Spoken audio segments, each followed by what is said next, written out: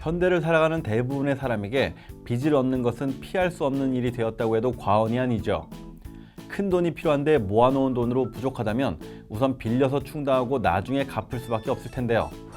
장기 생활 설계에 따라 돈을 모으더라도 목표했던 금액보다 돈이 덜 모였든지 애초 예상보다 지출 금액이 많아진다든지 하여 돈을 빌려야 할 상황은 언제든지 발생할 수 있습니다. 돈 빌리는 것에 대하여 거부감을 가진 사람이 많이 있죠. 물론 돈을 빌리지 않고 세상을 살아갈 수 있다면 더는 바랄 것이 없을 것입니다. 그러나 내 집을 마련하기 위해 일시에 큰 돈이 필요할 경우 부족한 부분을 빌릴 수밖에 없는 상황이 발생할 수 있습니다. 물론 당연히 꾸준히 돈을 모아 빚을 지지 않고 주택을 마련하는 것이 바람직하죠. 그러나 때에 따라서는 어느 정도의 종잣돈이 모이면 장기주택담보대출 등을 이용하여 대출을 받아 주택을 마련하는 것이 경제적으로 유리할 수도 있습니다. 그러나 중요한 점은 돈을 빌릴 때에는 반드시 스스로 갚을 능력이 있는 한도까지만 빌려야 한다는 것입니다. 또한 이자와 원금은 약속한 날짜에 반드시 갚아야 한다는 것이죠. 이자나 원금을 기한 내에 갚지 않아 연체를 일정 기간 이상 지속하면 새로운 대출을 받기 곤란합니다. 또한 기존 대출금에 대해서도 상환을 독촉받게 되는 등 많은 불이익을 감수해야 합니다. 따라서 자신의 현재 소득으로 정해진 시기에 대출 이자를 지급하면서 장래에 갚아야 할 대출 원금을 충당할 수 있는지 계산해 보아야만 하는 것입니다. 그 성경에 보면 이런 구절이 있잖아요. 빌리는 자는 빌려주는 자의 종이 되느니라.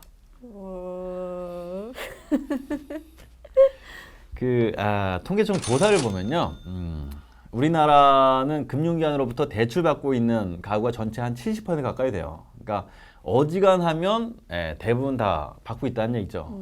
근데 이 빚이라는 게 좀 무서운 게 처음에는 좀 감당할 수 있을 정도로 받으면 되지 하고 이제 받거든요. 근데 시간이 이렇게 지나다 보면 다른 일들이 막 생기면서 이 빚 감당이 좀 어려워지는 경우가 많이 생겨요. 대부분은 뭐 이제 결혼함과 동시에 본인들이 막 감당할 줄 알고 담보대출 받거든요. 근데 좀만 지나면 애들 육아 비용에 뭐 차도 바꾸고 또 그러다가 할부 짓고 뭐 집이 좁아서 이제 이사 가려니까 더 크게 대출 받고 결국엔 또 이직이나 실직이라도 당하게 되면 거의 뭐 눈덩이처럼 막 대출이자 감당이 안 되는 거예요. 쌤 경험담 아니세요? 좀 창피한 얘기지만 저도 좀 젊었을 땐 그 카드 돌려막기 아시죠? 그거 좀 했어요. 그러니까 미국에서 근무할 때 그 해외에서 이게 아무래도 좀 해외다 보니까 근무할 때 좀 씀씀이가 커지거든요.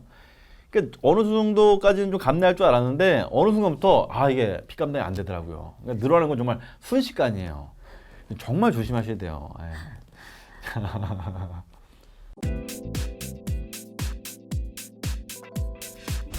대출 받으면서 상환 방식이 어떻게 차이가 나는지 자세히 모르는 사람들이 많은 편입니다.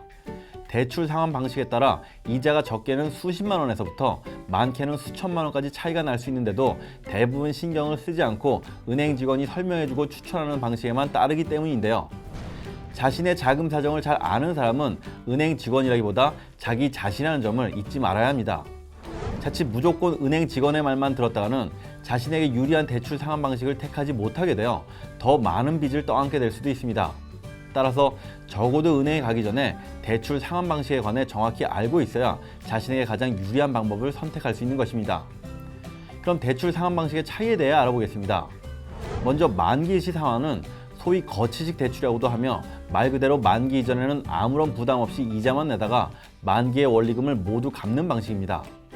원금 분할 상환은 원금을 만기까지 균등하게 나누어 갖고 이에 따라 이자 부담이 점차 감소하는 방식이고요.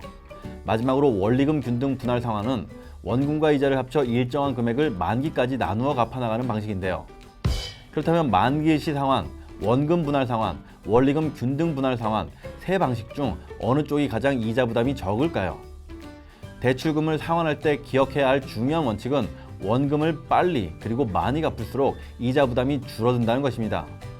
만약 1억 원을 3% 금리로 30년 빌릴 경우 이자 부담액을 계산해 보면 원금 분할 상환은 4,512만 4,966원, 원리금 균등 분할 상환은 5,177만 7,476원, 만기일시 상환은 9천만 원 순으로 많아집니다. 빌리는 사람 입장에서는 만기 이전까지 상환에 대한 부담이 없어 이자만 내면 되기 때문에 만기일시 상환 방식을 선호하는 경향이 있지만 원금 상환을 미룬 만큼 이자 부담이 더 커지는 셈이죠. 따라서 상환 능력에 문제가 없다면 원금 분할 상환 방식이 가장 유리하다고 하겠습니다. 다만 원금을 빨리 갚으려다 중도 상환 수수료를 부담할 수도 있으므로 대출 조건을 자세히 검토한 후 상환 일정을 계획해야 합니다. 그 만기일시 상환 방식은 이자만 9천만 원이나 되네요. 네. 원금이 1억인데 이자가 9천만 원이면 너무 많은 거 아니에요? 아, 많죠. 엄청 많은 거죠. 보통 우리나라 사람들이 주택담보대출 받는 금액을 좀 보면 거의 평균 한 1억 원 정도 받거든요. 기간으로는 뭐 30년 설정이 제일 많아요. 예. 그리고 이제 갚는 방식은 만기일시 상환 방식이 제일 많아요. 예. 근데 그렇게 1억 원을 뭐 30년간 만기일시 상환으로 대출 받으면 원금 이자 합쳐서 1억 9천만 원을 갚아야 되는 거예요. 예.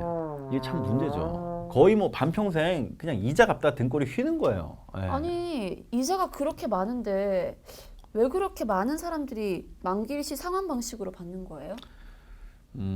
일단 그 당장 부담이 적거든요. 예.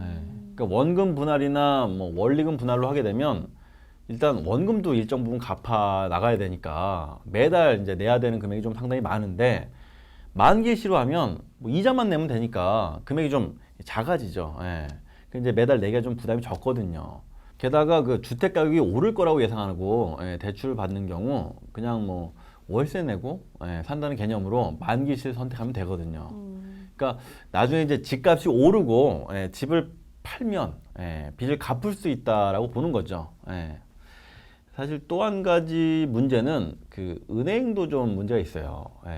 그러니까 은행에서 담보대출 받으러 온 사람에게 사실은 좀 각 방식별 차이점을 좀 자세하게 알려주고 좀 이왕이면 원금 갚는 게 사실은 좀 좋은 거다 뭐 이렇게 좀 권유하면 좋은데 그게 또 잘 안 되거든요.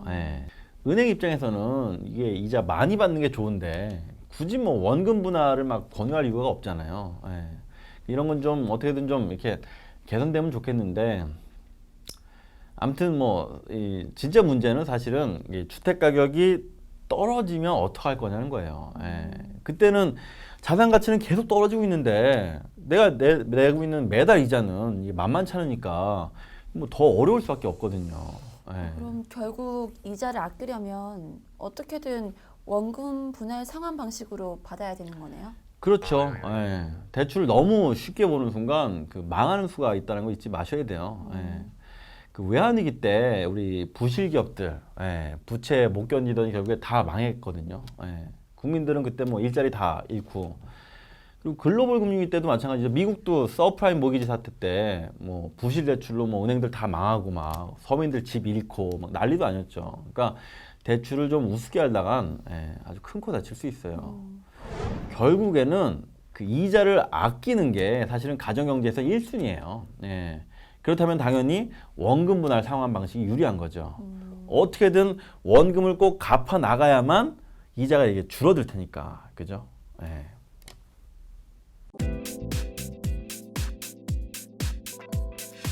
빚을 얻을 때 금리 조건은 크게 두 가지로 나눠볼 수 있는데요. 고정금리 조건과 변동금리 조건입니다. 고정금리 대출은 만기까지 적용되는 대출금리가 변하지 않기 때문에 매월 내야 하는 이자가 일정하겠지만 변동금리 대출은 일정 주기마다 적용되는 대출금리가 바뀌기 때문에 내야 하는 이자도 일정 주기마다 변동합니다. 일반적으로 변동금리보다 고정금리가 높아서 고정금리 대출이 불리할 것 같지만 금리가 점차 상승하게 되면 변동금리가 고정금리보다 높아질 수도 있습니다. 따라서 금리 상승기에는 고정금리 방식 대출이 유리하고 금리 하락기에는 변동금리 방식이 대출이 유리한 것이죠. 좀 더 자세히 살펴볼까요? 고정금리는 대출 만기, 시중금리와 상관없이 당초 약정한 이자만 부담하면 되는데요. 이자가 고정되어 있어 계산도 편하고 상환 계획도 한 번에 세울 수 있다는 장점이 있습니다. 하지만 대출 시점에 변동금리보다 대개 0.5에서 1%포인트 정도 금리가 높게 책정되기 때문에 막상 본인이 대출받는 입장에 서면 쉽게 선택하기 힘든 경우가 많습니다. 향후 금리가 더 떨어진다면 손해를 보게 되는 것이죠. 즉 금리 변동의 위험성을 돈을 빌려주는 금융회사가 떠안는 것입니다. 변동금리는 시중금리 등에 연동되어 변하는 금리로 대출 당시에는 고정금리보다 낮기 때문에 사람들이 많이 선택하는 편입니다. 앞으로 대출금리가 내려갈 것이라며 자신에게 유리한 생각을 하기 때문이기도 한데요. 변동금리를 선택하면 때로는 이자를 적게, 어떤 때는 많이 내야 하는 상황이 발생하기도 합니다. 시중금리가 오를 경우 대출금리가 따라올라 이자 상환 부담이 커지고 내리면 이자 부담이 줄어듭니다. 향후 금리 변동의 위험성을 대출자가 감수하는 것이죠. 따라서 금리가 상승할 것 같거나 현재 금리가 예전에 비해 지나치게 낮은 것 같으면 고정금리를 선택하고, 현재 금리가 상당히 높은 것 같고 앞으로 금리가 내려갈 것 같다면 변동금리를 선택하는 것이 유리할 것입니다. 우리나라 국민들은 그 변동금리를 선택하는 비중이요, 그 고정금리를 선택하는 비중에 비해 아주 훨씬 높은 편이에요. 예. 그러니까 일단 당장은 좀 변동금리가 싸 보이니까 변동금리 선택하게 되는 거거든요. 그나마 다행인 건 그래도 뭐 2000년대 이후로 계속 꾸준히 금리가 내려왔잖아요. 그래서 변동금리가 그동안은 사실은 좀 현명한 선택이었다고 볼 수도 있어요. 물론 이제 중간에 금리가 이제 오름세도 좀 있었기 때문에 기간별로는 좀 다를 수 있는데 전반적으로는 변동금리가 좀 유리했었을 거다 생각할 수 있죠. 다만 이제 금리가 내리기도 하고 오르기도 할 수 있는데, 오르는 추세를 생각하지 못하고 변동금리로 만약에 최대로 많이 대출을 받았다간 또 낭패를 볼 수가 있겠죠. 근데 금리가 오를지 내릴지 알 수도 없는데 고정금리로만 받을 수 없잖아요. 그렇죠. 그 예측은 가능하지만 사실 금리가 내릴지 오를지 아무도 몰라요. 그래서 은행 창구에서 뭐 직원들에게 물어볼 필요도 없고요. 뭐 그분들도 알 수 없거든요. 그러니까 일반인이 뭐 금리를 전망해 가면서 뭐 변동금리로 받을지 뭐 고정금리로 받을지 이런 거 고민하는 건 별 의미는 없어요. 다만 이제 개인적으로 좀 제 생각을 좀 얘기해 보면, 현 경제 상황을 봤을 때 아무래도 좀 과거처럼 고금리 시대가 오긴 좀 어렵다, 이렇게 좀 보인다는 거죠. 사실 가까운 일본은 마이너스 금리도 도입했잖아요. 길게 볼 때 우리나라도 금리가 좀 오르는 방향보다는 아무래도 뭐 내리는 방향에 좀 무게가 더 실린다고 볼 수 있다는 거죠. 하지만 이제 금리가 막 이게 순차적으로 딱딱딱딱 이렇게 한 발 한 발 내리는 게 아니기 때문에 오를 수도 있고 내릴 수도 있다는 걸 좀 감안하고 좀 고민해 보는 게 좋죠. 더구나 이제 막 변동성이 막 커진 상황에서 뭐 예를 들면 뭐 전쟁이나 막 통일 뭐 이런 변수까지 생각한다면 먼 미래의 금리는 예측 불가하거든요. 그래서 오히려 좀 중요한 건 대출 기간하고 상환 방식이 아닐까 싶어요. 일단 장기 대출이다라면 변동금리보다는 고정금리가 좀 덜 위험한 게 사실이거든요. 또 일시 상환 방식보다는 분할 상환 방식이 좀 덜 위험하죠. 변동금리로 뭐 분할 상환하기로 한 경우 시간이 이제 지날수록 원금이 좀 줄어들기 때문에 나중에 좀 이자율이 좀 오른다고 해도 사실은 크게 부담스럽지 않을 거예요. 근데 만약에 일시 상환 방식이라면 이게 금리가 오를수록 이자 부담이 계속 커지니까, 그죠? 그래서 대개의 경우라면 장기 대출일수록 일시 상환일수록 고정금리가 덜 위험하다라고 볼 수 있죠.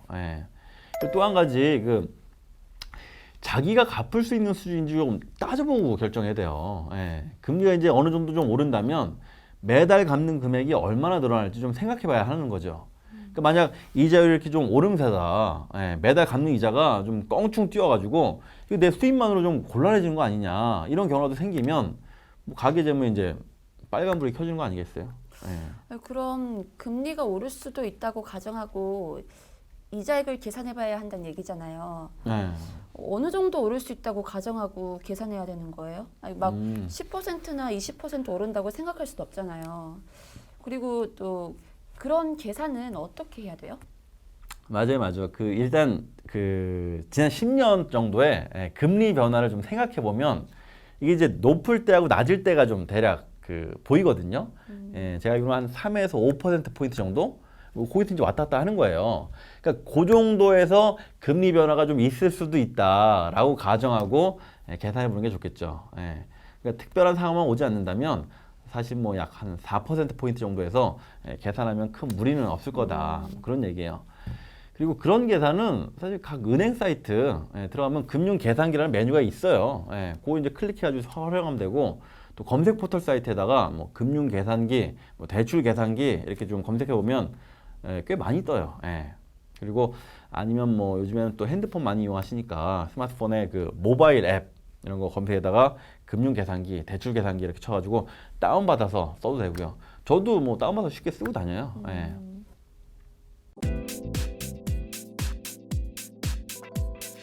남에게 빚을 지면 자유를 저당 잡히고 만다.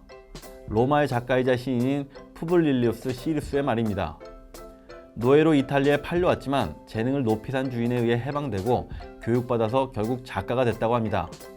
어쩌면 빚을 갚는 가장 좋은 방법은 빚을 지지 않는 게 아닐까요?